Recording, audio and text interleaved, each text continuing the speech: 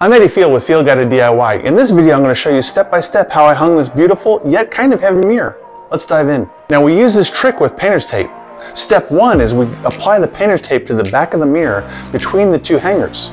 From there we can measure from the bottom of the mirror to the bottom of the two hangers. We can also determine center between the two hangers. That's going to be important. And we measure center of the two hangers. It's 19 inches between the two hangers. We wanted the mirror to be 3 inches above the dresser. It was 22 1/4 from the bottom of the mirror, so we're going to mark on our wall center of the dresser and 25 1/4 up from the top of the dresser.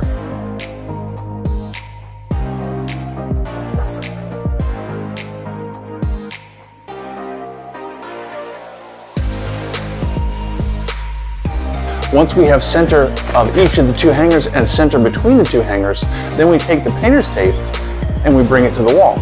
We simply line up the center of the dresser with the center we marked on the tape. We check our level and adjust the painter's tape.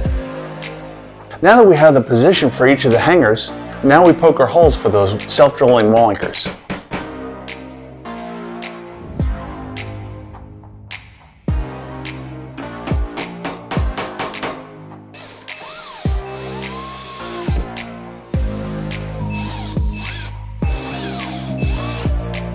And drive in our screws.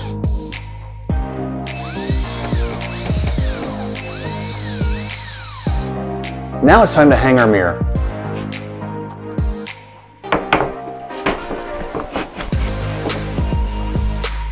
It's just that easy. To see how we install this beautiful plywood shiplap accent wall, click the image on your screen now.